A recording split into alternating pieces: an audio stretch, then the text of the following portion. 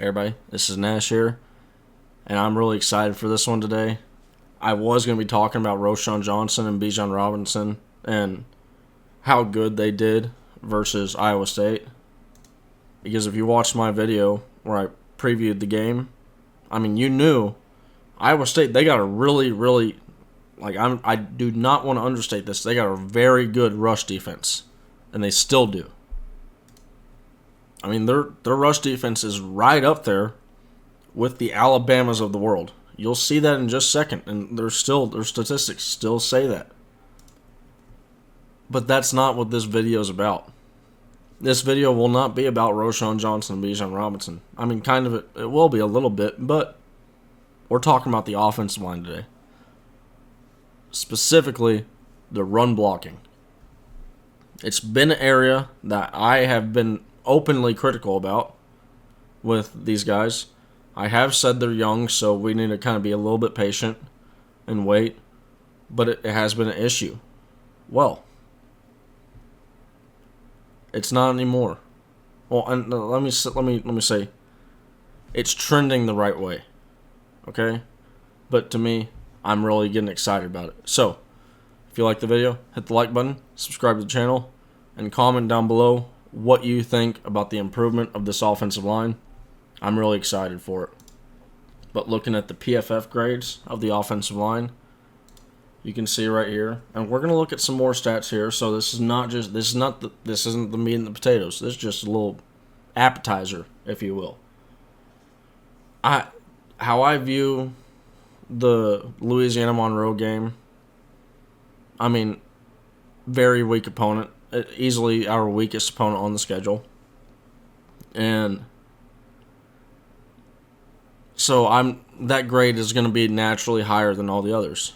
So I think that grade's probably a little bit embellished, if you will.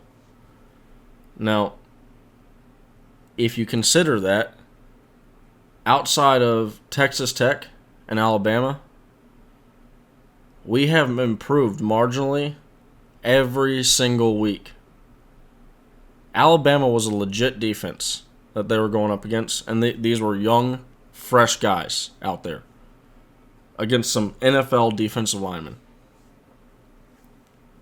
So it's easy to look back on it and go, well, yeah, they're going to get that low grade. But if you were to tell me, and these are very similar defenses in numbers. Now, granted, they have not gone up against the same level of opponents, but let's not kid ourselves and act like Alabama has gone up against a Texas and Tennessee every single week when they got the Utah States of the world on the schedule as well. So, yes, their numbers are going to be padded just a little bit too. But a 13-point improvement, 13.3 really, in grades over 6 weeks, they are showing improvement. I mean, like I said, so look at this. Alabama. After that, 5-point improvement. Okay? We lose the game, we stay even. After that, a 3-point improvement in the grades. After that, a 3-point improvement in the grades. After that, another 3-point improvement in the grades. It's this steady little build-up. And it's like, we're not getting everything just all at once. It's not a flash in the pan, oh, boom, all of a sudden the offensive line is just, wow, it's that much more different. No, it's just this little bit. We're just taking a little bit as we can get it. And then eventually you start to get into games like this where you have the announcers going and saying, hey, this team is run blocking well. They're doing good this game. And so what do the stats say? You know? And specifically, when you're looking at this, what do the stats say before and after? The stat that you're seeing on the top line, that was after West Virginia and before Oklahoma. I was in the middle of the week when I drew that stat. And so you're seeing, when we were 5 weeks through the season, about to be 6, we were 93rd ranked in average line yards. So what are line yards first before we go any further? At the college level, what they're going to do for line yards, any rush that's between 0 and 3 yards, the offensive line gets 100% of the credit for that rush. If there's a rush for 4 to 8 yards, the offensive line is going to get 50% credit for that rush. So if they get an 8-yard rush, the offensive line is getting 4 yards of credit on that rush. And then anything over 8 yards, they call that a highlight opportunity, and the running back gets full credit for that rush. They get none. Now, any lost yardage is going to be 125%, so it's going to count negatively greatly. They really want to highlight, if you let a negative rush happen, bad. And then lastly, they filter out all garbage time with these stats. And then you look at the opportunity rate. The percentage of the carries when 4 yards are available that gain at least 4 yards. So basically when the offensive line does their job. And then power success rate, percentage of runs on 3rd and 4th down, 2 yards or less to go, that achieved a first down or got a touchdown. So runs that were successful. And then stuff rate. Every single one of those stat lines we have seen, and unlike in the PFF grades where it was marginal improvement, I mean, we have seen great improvement. Look at opportunity rate when the offensive line is doing their job. This is 5 games through the season, and they were ranked 78th in the nation, 47.2% of the time. The offensive line was getting the job done, doing their job. And it doesn't sound that much difference going up to 51.8%, but when that's a top 25 stat line for that, I mean, you are seeing across the board on these numbers average line yards per carry, 93 to 59, 2.57 to 2.73. I mean, it does not sound big, but when you start putting it in and you actually start looking and you see, oh, wow. Hey, these are they're getting open. They're allowing Bijan, because I'm telling you before, if you were looking at that top line was not going to give Bijan Robinson and Roschon Johnson the stats that they did. You'll see those in a second. You weren't going to see those things. And so just a refresher, Iowa State, they're not bad, So this was before they ever played Texas. I just went and pulled this from my last video to show y'all. And you go and you look across the board.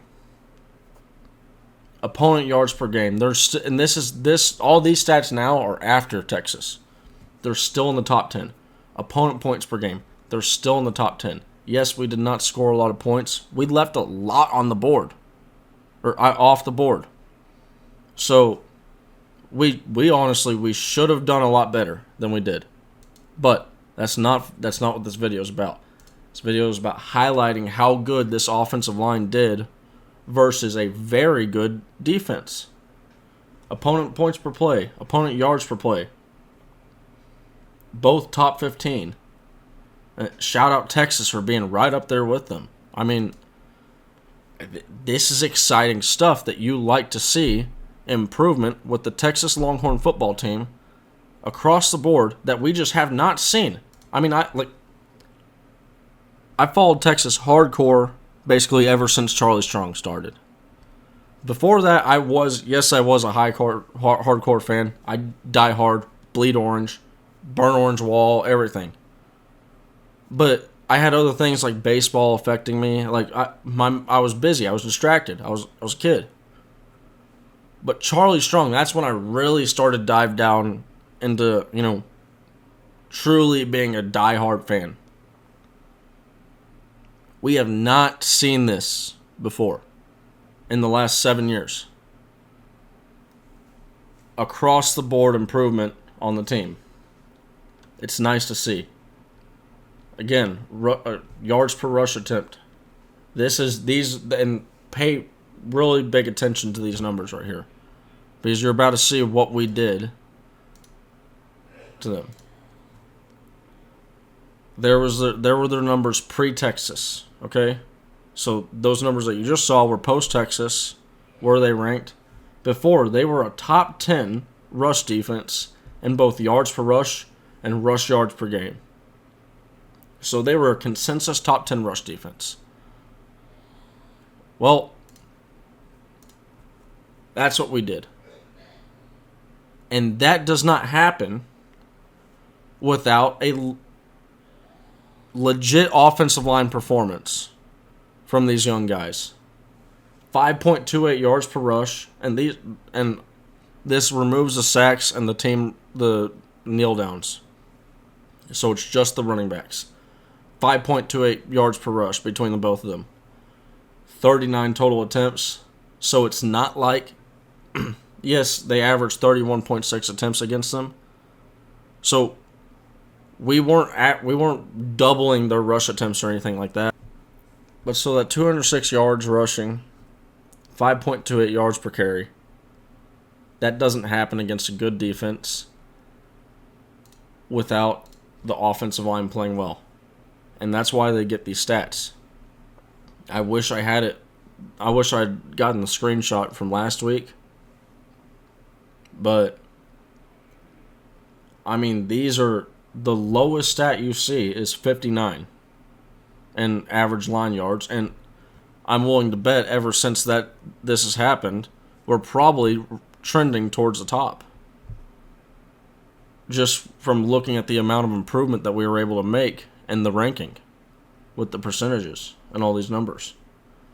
And I know it is kind of just numbers, so that you can manipulate stats to make it look and sound like what you want to say. But I mean, everything is pointing in the same direction. And it is exciting to think that as we get into the tougher stretch of our schedule, that these guys are starting to click, they're starting to get it. Kyle Flood is really getting these guys to do well. And if they can block well in the run game, I'm wheels up on this team right now. Because like I said, I plan to do a video on Bijan Robinson and Roschon Johnson. I was going to point out, hey, I'm going to show y'all every advanced statistic I could even possibly think of to show y'all how good these guys are against the top, what other people would consider the top running backs in college football right now, about to head into the draft class. And the spoiler is that Roschon Johnson and Bijan Robinson, for the most part, they're usually 1 and 2. Right next to each other. When you compare all these top guys, and you're not looking at some dude from Wyoming State or something like, you know. But this is gonna be the end of the video. I am really excited. Like I said, I'm really excited in what we're seeing with the Texas offensive line. And if this is a sign of what is continuing to come in our future as Texas fans, I'm incredibly happy we got Sarkisian. Keep Kyle Flood on as long as you can, because that dude is worth his weight in gold. All right, everybody. Hope you all have a great day. Hook 'em!